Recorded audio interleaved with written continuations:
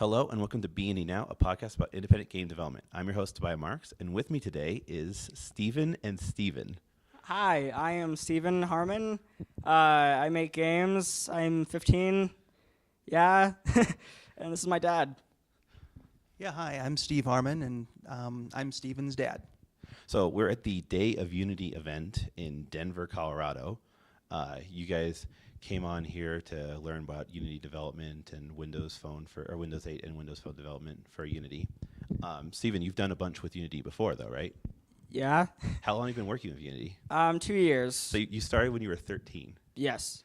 So why did you start in Unity? Why did you're 13 years old, you got nothing better to do, like, I'm going to make some games. My friend Matisse Millette, he recommended to me to go to this site called Code Academy. Mm-hmm. And I was like, oh, this is cool. I get to learn a little bit of JavaScript, I learned how to, go to inspect element and change web pages. So I did that around the library, changing our school's HTML5, webpage. that's the gateway drug to programming right there. I know so many developers. Yeah, change the their web page first experience is like HTML5. It's like from Denver School of the Arts to Denver School of the Farts, and as a joke, and like put them on all the computers, and that was funny. And so you were doing that when you were like what, 12, 13? Yeah. Yeah. And then from there, I just kind of made little text games in the console, and then found Unity, which is really cool, and started with that, and then found Twine, and then found. So let's get philosophical for a moment. Why games? Why games? Yeah. Why not make spreadsheets? Well, ever since I was little, and I got my first game, and I was about 6, I think. Well, no, earlier than that, but like actual video game, not educational game on the computer, but actual video game, and it was really fun because I watched my sister play like Prince of Persia and other games like that, and that was really fun. So I was like, you know what? I like playing games, and also Little Big Planet. I was playing that at the time, and I was like, I love making levels, especially making games that are not 2D platformers with the tools I have. So then I was like, well, maybe I have more freedom on that. So What interests you more, the challenge of making the games, like the technical challenge of making something that other people could play, or is it more of the creativity aspect where you wanted to create an experience that someone else enjoyed and gone through? Creativity, definitely, because it's like you can make whatever you want. I mean, once you get to that point, it's like you can put whatever you want in the game. Like, I forgot who said it in any game, a movie. But yeah, it was, put it in the game. Yeah, in the game movie. When did that come out? It's been a couple of years at this point. It's like 2013, 2012. Yeah, so that was a couple of years ago. You probably watched it right at that time. So that was a very inspirational kind of movie.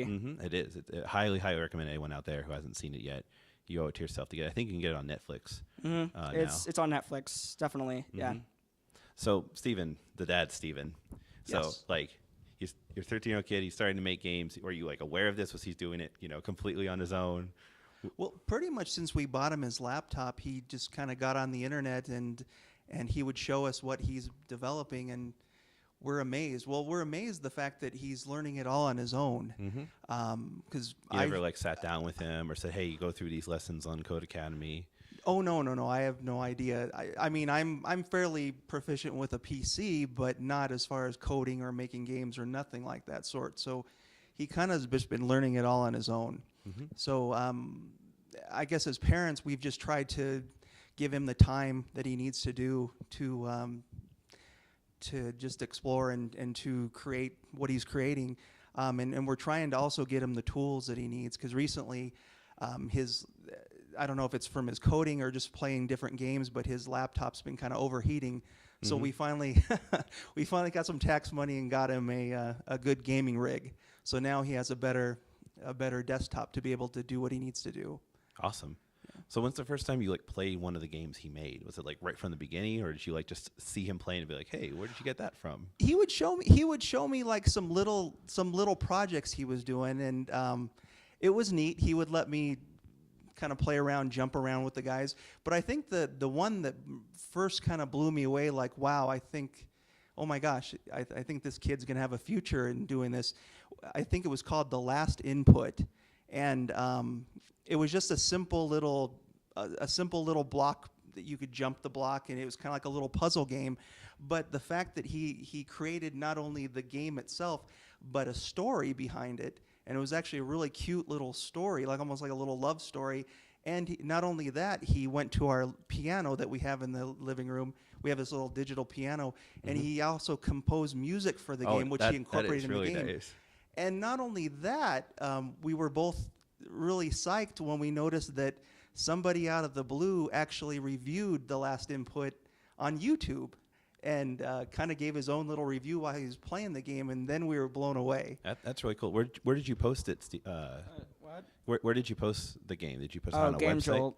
Game Jolt, yeah. It's a really cool network where you can put like whatever games you want on there. Itch.io is really cool. I just found that recently. Sorry, I put the mic. But yeah, I like those two websites. I haven't really uploaded anything on any other like forums. I have accounts on like Newgrounds and stuff, but I've yet to like put any of my games on there. So like, have you cared about marketing them? You showing them off to your friends? Are you just kind of like making them, throwing them up on the Game Jolt and then not thinking about it?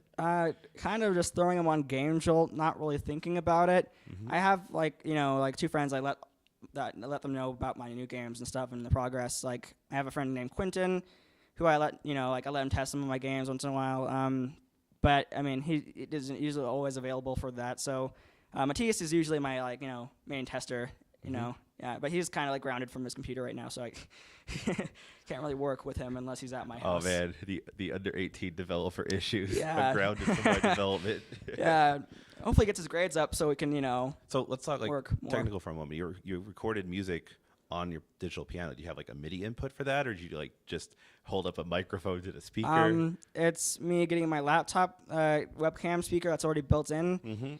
And then I put it next to the piano and kind of like slant it down before it like actually shuts off, and then kind of play it, and hopefully just it sounds nice. It doesn't usually sound nice, but that's what I like it. You're using the tools that you got to create. Yeah. How many games would you say you've created now in Unity or otherwise? Yeah, like 20, but 16 are up, I think. Yeah, so like 20, 16 you have online. How many of those would you say are like finished, like not like a basic kind of prototype kind of thing, like they're a complete game? I have complete games, but a lot of them are very buggy. So I'm okay with bugs. I'm okay with bugs. I'm okay with basic features, but like not like it has a score. It has like an end state kind of thing. How many of them are like a finished game? All of them. Yeah. Yeah. That is really impressive. Oh, well, thanks. So like you came here today to learn more about Unity importing. So why you skipped school for it even actually? Why did you want to come here today? Because I found it on SIGDA on a meetup thing, and I'm like, well. So tell me about that. What is SIGDA? SIGDA. Well, I discovered it like 2 months ago. Colorado Independent Game Developer Association. So it's just a bunch of people on this meetup website. Meetup.com. Yeah, meetup.com, and we just have meetings. Great place to find people. And we go. I went to like 2 of them so far. And they're really nice people, yeah. So it's crazy to see like a game on Greenlight, Hot Tin Roof, and then see the person who made it and realize that they're in Colorado, and it's mind blowing. It's alienating. Yeah, the games community is surprisingly small. There's thousands of developers, but thousands of people is not that much when you think about how many people there are in the world. So, how did you convince your dad to have you take the day off school and come here? Or was that hard? Did you have to do some extra chores for it? No, I mean I just kind of like, hey, oh, by the way, this is also on a school day, so I mean I'm gonna be sick that day, and then they kind of just went with it. Pretty cool. But yeah. So what are your goals with your games? Are you just like you're messing around having fun? Are you thinking about like getting more serious with them and forming a company? No, like I was encouraging you a moment ago before the podcast. I made it like, dude, you've made like 16 games. You should like form a company and start releasing these. These are great. But have you thought about that before? I mean, most of my games, I make them and then I make the game I want to make, or better yet, if I don't have enough money to make a game, like to play a game I want, like on Steam, like Mirror's Edge, I was like, okay, I don't have enough money to buy this game right now, so I'm gonna make like a rip-off from what I saw in the trailer and like a demake, or yes, and then and then from there it usually comes in just like my own little thing. I put a story so that's to like it. your process. You start off with, I want to make a game like this other one that I either like / don't own, and then you go from there. Yeah, and then funny thing, by the end of making that game and enough like ad revenue, I was actually able to buy it, so that's nice. It's pretty good. It's a good game. How many downloads would you say your games have gotten? Downloads. Game Jolt Like tracks rough estimate. like all of them together, or like Either way, I guess whatever you're willing to share. Okay, so receiving the telegram had 8,000, and then of Mice and Men had like I think 11,000, and kind of off of that, they're fairly popular. Yeah, those are some pretty good numbers for like what you're doing, and the fact that you aren't really marketing them. Yeah, at all. I'm just putting them on, uploading them. That's it. But people probably look around like latest, added games, and they find them. So besides like play testing, what other help have you gotten from other people? Are you doing pretty much all of the work yourself? Are you getting someone else to help you with art? For me, I work every little aspect for every game besides my new game, Shank Murderface, which I have my friend Matisse. I'm kind of like teaching him while we're working together, and it's been a fun game. That game is more like just us having fun, messing around. It's literally the least serious game of all time. Hey, that's a great way to start the designing stuff, just goofing around with friends. Mm-hmm. So you're doing it all yourself. You're doing the art and everything. Have you worked with like 3D modeling before? You have Blender? Well, I have Blender. I use it a lot, but I also use SketchUp because it's really easy to just like make something really quickly. And I try to get if you don't detailed. have to animate it, SketchUp kind of works. Yeah, for like static things. Yeah, it makes very junky models that you're trying to rig. I mean, have you done like rigging before? I've tried rigging recently, like last week. And I was working on like, okay, let's see if I can have like a ragdoll and like this is you just trying to learn it on your own, ragdoll like and you're stuff. just going from online tutorials. Yeah, and I was like, that's like only really possible in Euphoria, like physics engine. I took a college course in rigging, and if you told me to rig right now, I might fail a test. Rigging is very, very hard to do. Yeah, but like Mixamo is pretty cool because it like gives you like a free rig, absolutely, like automatic rig. How about the asset store? Have you utilized stuff from that? Nope. The Unity asset store? I mean I've used Unity's like stuff like the solar like lens flares packages, or better yet like their sample like assets beta, so like to kind of play around and see what they're doing with Unity, which is pretty cool. They're doing some really cool things, but I haven't really like used much of it besides like their flares and terrain things from Unity. That's really cool. So how long does each game on average take you to make? How long are you spending on which? Like hours or days or like, cause I'd say we're talking hours and days, not months. Okay, like 3 hours a day for like I'd say like a whole month maybe, or better yet, I've made games in like a day and then put them up. What's the longest game you worked on? Like the longest in terms of amount of time you put into it? I would say Quit Instigating. It's a 50 level game. It was basically, if I can rename it, I'd probably just call it Angst Simulator because it was, and that's really what it's like, a platformer. It's like Thomas Alone means like a teen angst. That's what it is. So like how long did you work on that? Like 3 months. Sorry, I did not say that. Okay, sorry. Yeah. Hey, you don't need to apologize. That's great. So what kind of new projects are you thinking about? Are you working on murders? What was the name? Shank Murderface. Shank Murderface. Are you working on like multiple projects at once, or you kind of do one at a time? I do like a project a week kind of thing, or like project a week. That's a really smart idea. Lets you try out a bunch of new stuff. Yeah, I just like, for example, I try to like make a new game in a different genre each time I do it, or if it works and I like that genre, I keep on making games in it. But what kind of games do you like to play? That's a good question because it kind of says something about yourself. Yeah.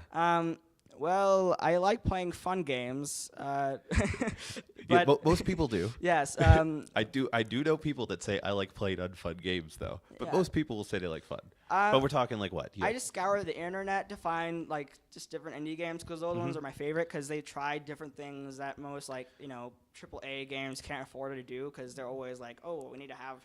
So what appeals to you about indie? Is it just like the indie dev story? Is it the fact that they're usually harder? Is it the fact they're usually more story based? They're All more the creative. above. I mean, not that kind of sounds pretentious, but like at least they can try more things because they have the flexibility to do it. No, more creative. I think there's some more. There's a lot of uncreativity going on in the AAA industry. It's not like, I mean, it's not creative, but it's like they try to make things sell and they make it for a broader audience. Yeah, well, you're talking about like 18-month plus dev cycles on these games. Often I've seen games 3+ years worked on, and when you're doing that, you have to have some safety. You have to know this game is going to be fun. It's kind of cool, so you can at best iterate on what's been done before.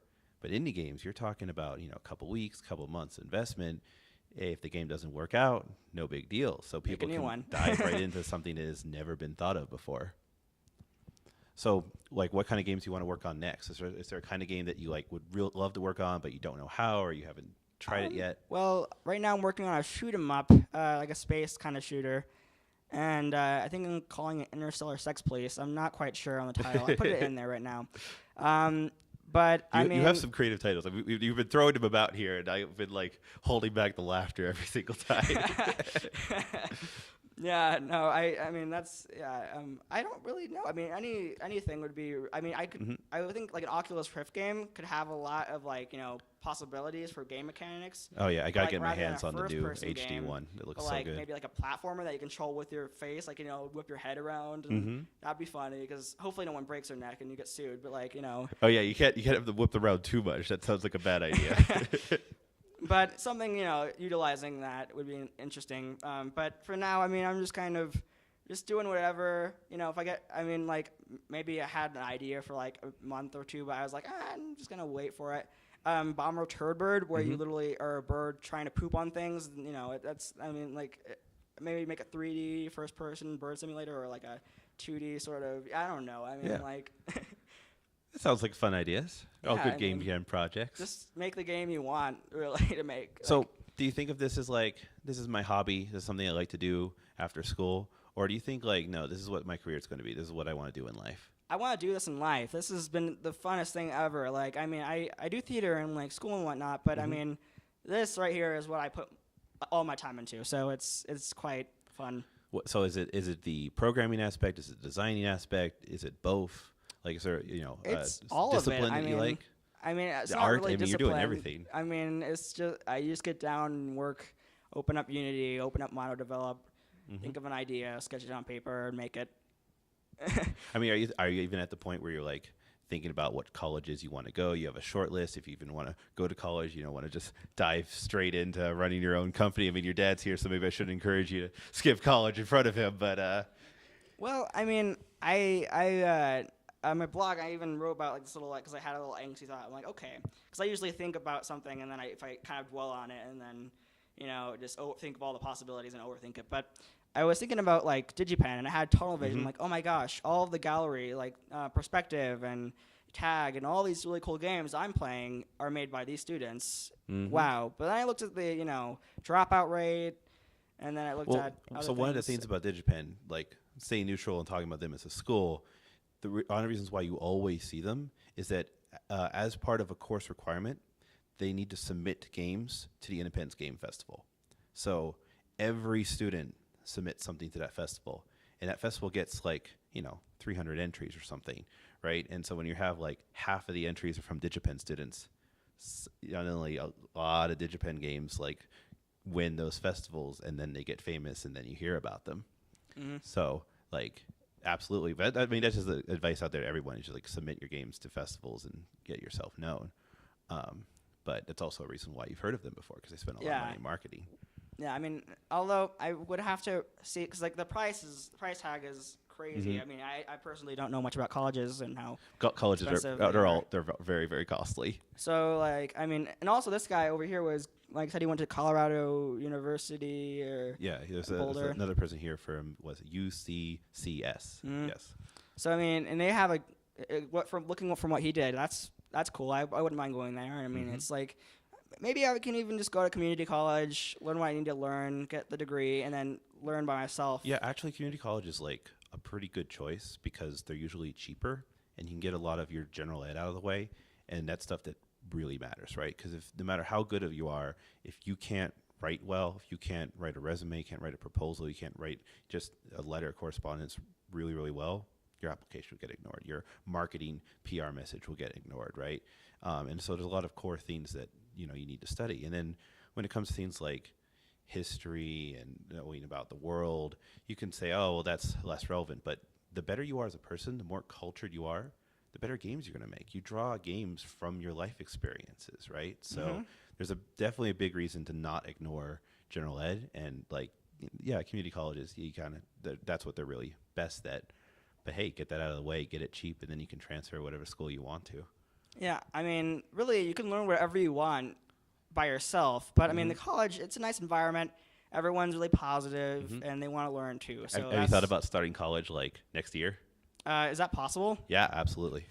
My business partner started college at 14. He graduated at 18.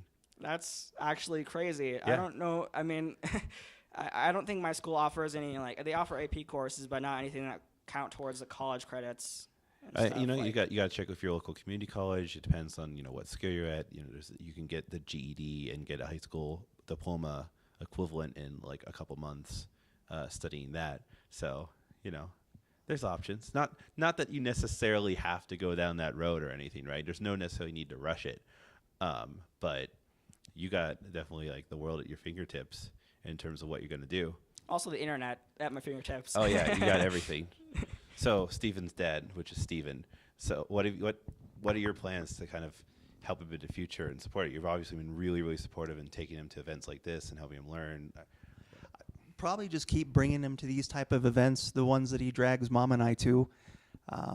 Just making sure he's got the tools that he needs, and we'll see how things go. I mean, I'll help him as much as I can as far as doing homework and looking into some colleges and stuff like that. And of course, we'll do what we can to get him the education he needs. But he's like I said, he's pretty much been a self-starter on all this, which has been wonderful. Have you been like inspired yourself to start getting into game development? Have you thought about trying it yourself? If anything, I've passed on to my son is actually playing games, because Yeah. I think at home we've got like every console back to the original Atari 2600. What kind of games do you like? Yeah, we were missing a couple of them. But Oh no, I'm missing like 3 of the consoles in history. I know how that works. So tell me what kind of games you like. I'm actually interested.